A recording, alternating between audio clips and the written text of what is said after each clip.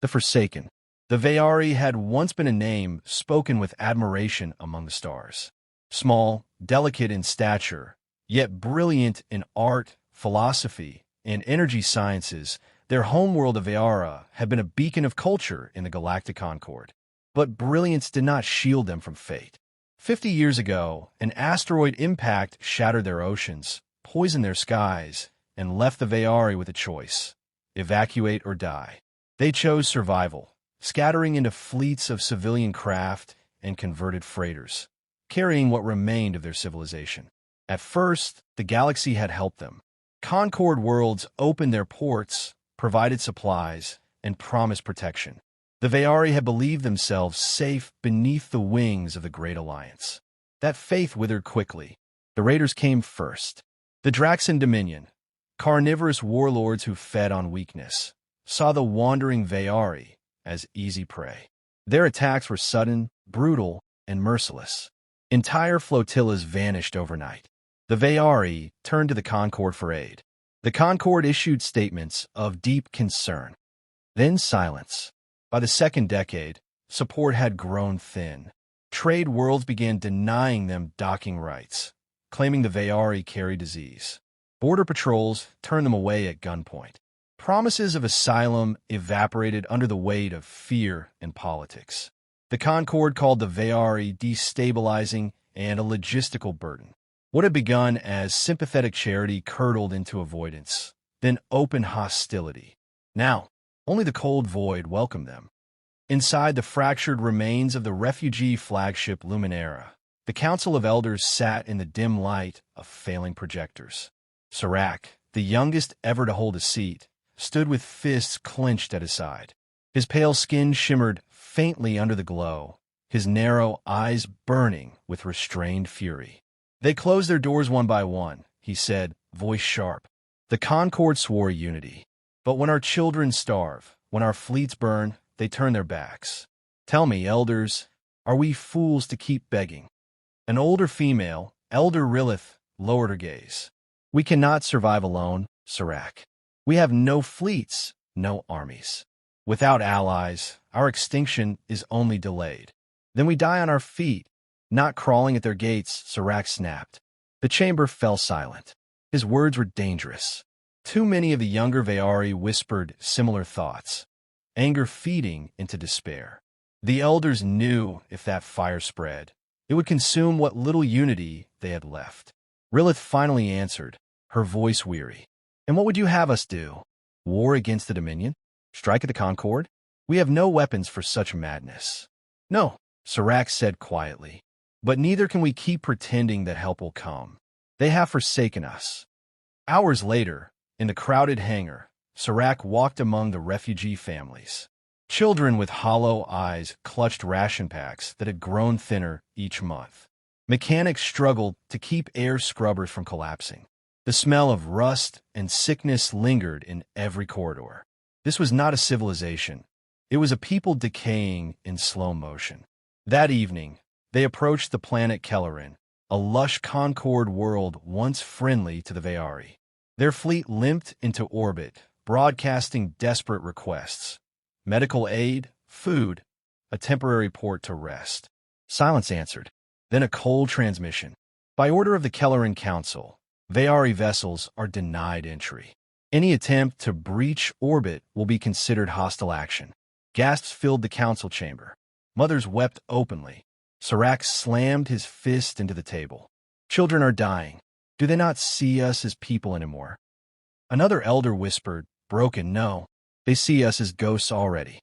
The Veyari prepared to turn away once more, engines sputtering as they set course back into the void. Serac stood at the viewport, teeth clenched, watching the bright world fade behind them. He felt the crushing weight of inevitability. Their species was sliding into extinction, and no one cared enough to stop it. Then, an unexpected signal.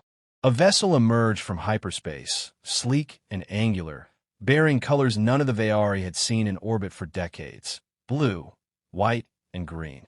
The hull bore an unfamiliar insignia, a stylized Earth encircled by stars. The comms officer gasped. Human origin. identifying as UTS Mercy Dawn. They request permission to approach. Serac blinked. Humans? Why would? The transmission came through, clear and firm. A woman's voice, steady as iron. This is Captain Elena Torres of the United Terran Fleet. We bring food, medicine, and engineers. Hold position. You're not alone anymore. For the first time in years, Serac felt something stir in his chest. Something the galaxy had long denied his people. Hope. Humanity intervenes. The hangar bay of the Luminera buzzed with anxious energy as the human vessel docked. Hundreds of Veyari crowded behind force barriers, unsure whether to expect salvation or betrayal. They had seen too many promises dissolve into cruelty. When the airlock hissed open, Serac was among the first to step forward. He expected armed guards, perhaps a delegation cloaked in arrogance. Instead, he saw men and women in plain utility suits, carrying crates marked with the symbols for food and medical aid. The humans walked calmly, their eyes steady, their movements purposeful. At their head stood a tall woman with olive skin, dark hair tied back, and a gaze that seemed to weigh and measure everything in a heartbeat. Captain Elena Torres. She raised her voice so all could hear. We come in peace. We come with supplies, doctors, and engineers. You don't need to fear us. Humanity doesn't abandon people in need, not on our time. The translator rendered her words perfectly, though they could not carry the warmth beneath them. A murmur rippled through the gathered Veyari. Some gasped. Others trembled. Serac, struggling to contain his emotions, stepped forward. You defy the Concord? They warned us no one would help. Torres's expression hardened. Then the Concord should be ashamed. Laws mean nothing if they deny mercy. You are starving. Your children are sick. That is all I need to know. Within hours, the humans moved like a storm of efficiency through the refugee fleet. Portable medical tents unfolded in docking bays, where human doctors knelt at the sides of Veyari children. Engineers crawled through decaying ventilation shafts, replacing filters with adaptable human tech. Crates of nutrient packs, engineered to suit multiple alien metabolisms, were distributed with care. Serac watched in disbelief as a young human medic sat on the floor with a Veyari child in her lap, teaching her how to open the ration pack. No disgust, no fear, just kindness. It was the first time Serac had seen his people smile in years. Not everyone approved. The Mercy Dawn's comms officer intercepted a high-priority transmission from the Concord Enforcement Bureau. The message was clear and venomous. Earth is in violation of Concord statutes. Assisting the Veyari constitutes harboring destabilizing elements. Cease operations immediately or face sanctions. The message was relayed to Torres's ready room, where Serac and several elders had been invited. One elder paled at the words. Captain Torres, if you defy them, they will punish you. They may even attack. Why risk so much for us? Torres leaned forward over the table, eyes flashing. Because what they're doing is wrong. The Concord has lost its soul if it calls starving refugees a destabilizing element. Humanity won't stand by and let you fade away. Her voice carried conviction like a weapon. For Serac, it was the first time he'd ever heard an outsider speak with such certainty on their behalf. But compassion alone would not shield them. 2 days later, as the Luminera fleet limped toward a nearby nebula to hide, Draxan raiders struck.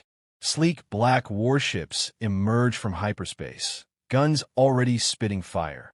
They moved with brutal confidence, predators chasing prey they had hunted for decades. The Veyari fleet panicked. Their defense ships were outdated, their weapons sputtering. Alarms blared, children screamed, elders prayed. The Dominion had returned to finish what they started. Serac gripped the railing of the command deck, heart hammering. They'll slaughter us.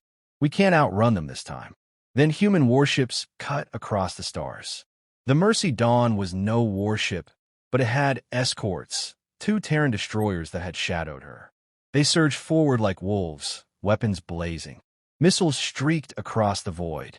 Particle cannons tore through raider hulls. The Terrans fought with an intensity the Veyari had never witnessed, precise, ruthless, and creative. Where Concord fleets obeyed rigid formations, the humans adapted in real time, turning ambush into counterattack. One Draxan cruiser broke formation, attempting to flank. The human destroyer Resolute rolled into its path and rammed a missile salvo point-blank. The raider erupted in flame. The Veyari cheered. For the first time in years, someone had fought for them. The battle ended swiftly. A handful of raiders limped into hyperspace, but most were wreckage drifting in the void. Humanity had won. Not for conquest, not for profit, but because it was right. As the smoke cleared, Serac turned to Torres. His throat tightened with emotion he didn't know how to voice. Why help us? When no one else would. Torres looked at him steadily. Because leaving you to die would make us less than human. The words struck deep.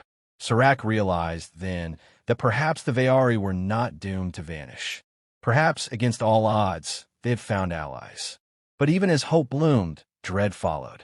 For the Dominion would not forgive this defeat, and the Concord would not tolerate Defiance forever. Fire and blood. The days after the ambush were filled with uneasy calm. The Luminara's hangars bustled with human engineers repairing life support and patching holes in the Veyari ships, while doctors worked tirelessly to stabilize the sick. For the first time in decades, the refugees could breathe without fear of immediate starvation. But peace was fragile. Word spread quickly across the Concord that Earth had placed the Veyari under its protection. To some worlds, it was laughable.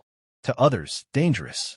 The official council statements branded humanity reckless interlopers. Yet the common people across dozens of worlds whispered another name: Guardians. Serac heard the arguments repeated endlessly on broadcast channels. His people had become a symbol, unwanted by the Concord, hunted by the Dominion, yet defended by the youngest race in the stars. But symbols rarely lasted long. The Dominion had been humiliated once. They would not allow it again. The attack came 3 weeks later. Sensors lit up across the refugee fleet. Dozens of Draxan warships tearing out of hyperspace. These were no raiding craft. This was a war armada, an extermination force. At its head was a massive dreadnought, a jagged monster of steel and bone. The Dominion meant to finish the Veyari in one blow. The alarms spread through the fleet like fire. Children cried. Engines sputtered as panicked crews tried to scatter. Serac stood in the command deck, watching fear drown his people. He clenched his fists until his claws dug into his palms. He would not let them die as prey. Captain Torres's voice cut through the panic. Calm, commanding. All Veyari ships fall back. Form behind our line. Terran fleet, engage at will. Her words carried an authority the Veyari lacked. In that moment, Serac understood why his people had followed elders into exile for decades. They had no one who spoke like this. No one who believed survival was worth defiance. The stars erupted in fire. Terran destroyers surged forward, unleashing coordinated missile volleys. Swarms of fighters darted into the void, weaving through enemy lines. Their tactics were fluid, unorthodox, unpredictable. Everything the Dominion's rigid battle doctrine was not. Where Draxan ships pressed forward in brute formations, the humans adapted like flowing water. Still, the Dominion's power was overwhelming. Plasma lances slashed across the battlefield, reducing a Terran frigate to molten fragments. The refugee fleet trembled as explosions echoed in the distance. Serac refused to stand idle. "Let us fight," he demanded, turning to Torres on the Mercy Dawn. "We are not helpless cattle. Give us the chance to resist." Torres studied him, measuring. Then she nodded. "Suit up. You'll ride with my Marines." The boarding shuttle was cramped and hot.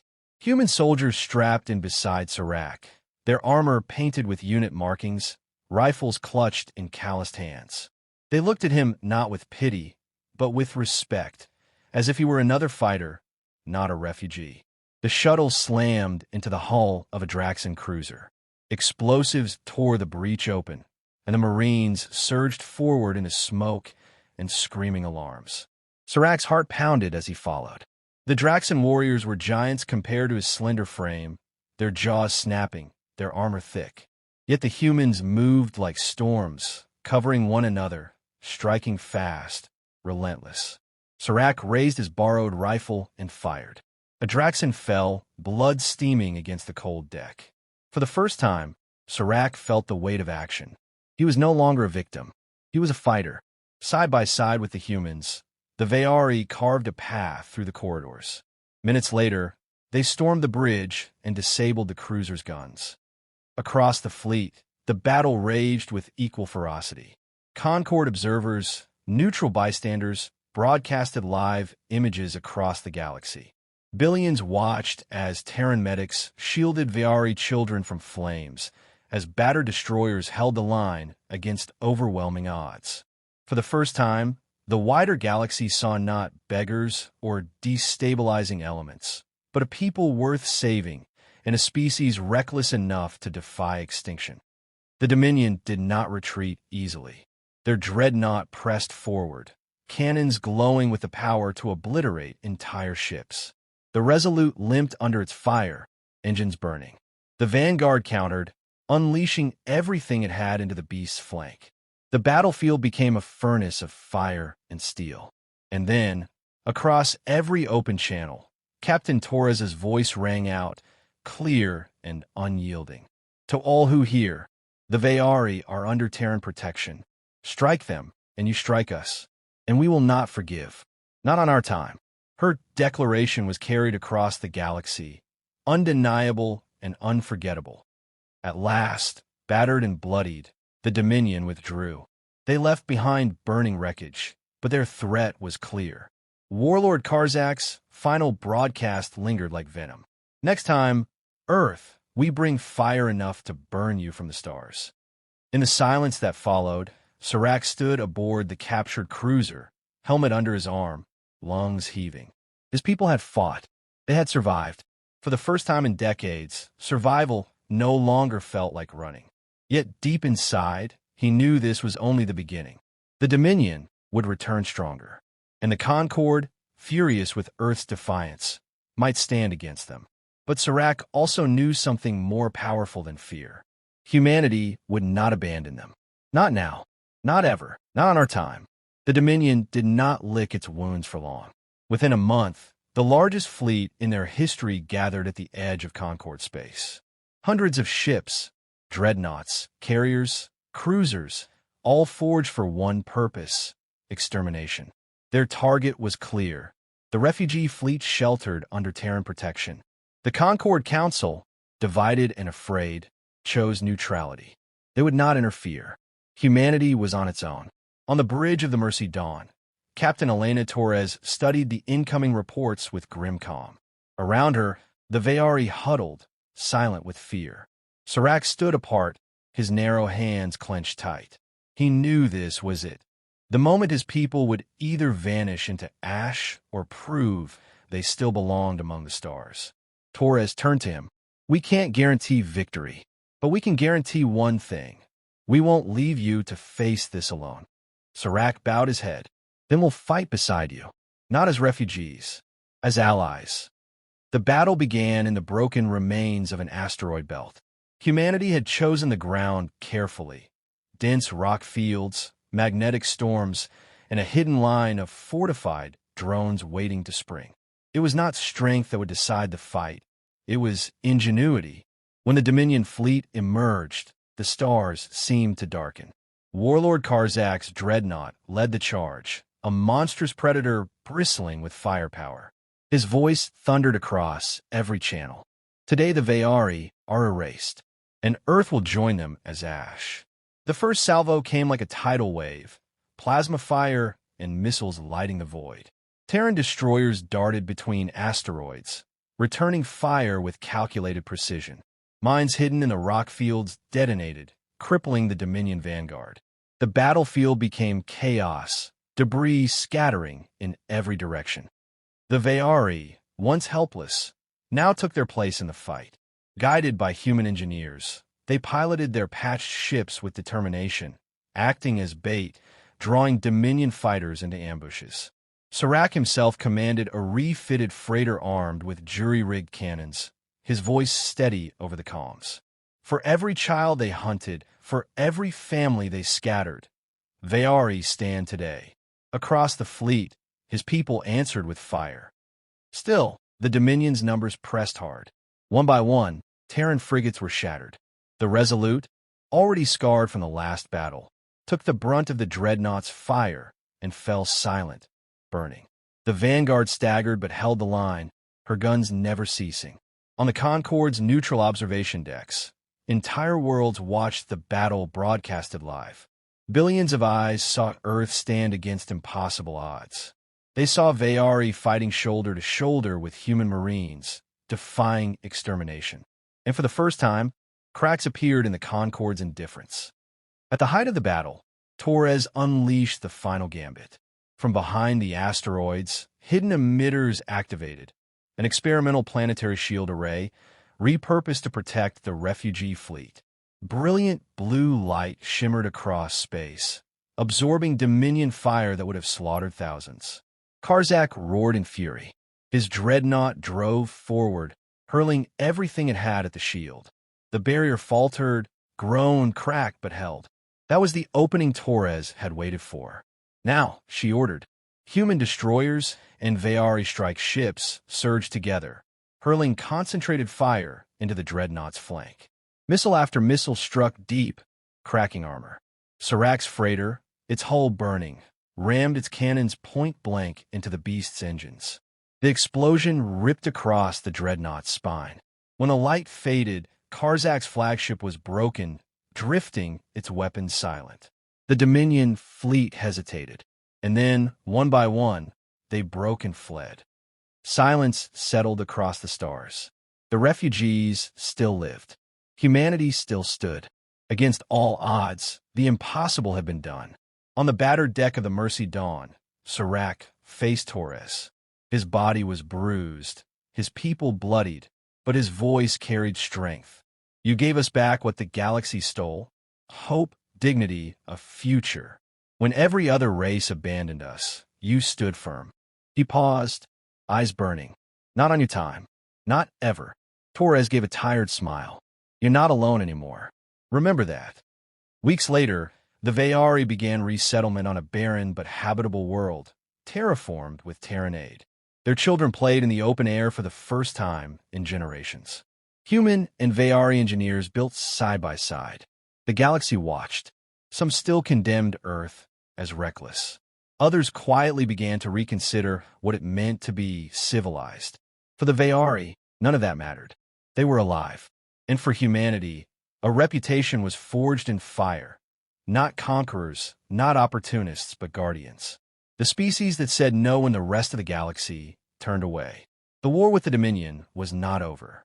The Concord's anger would not fade. But in that moment, on a world that once had no name, a people once forsaken began anew. Because humanity had said, not on our time,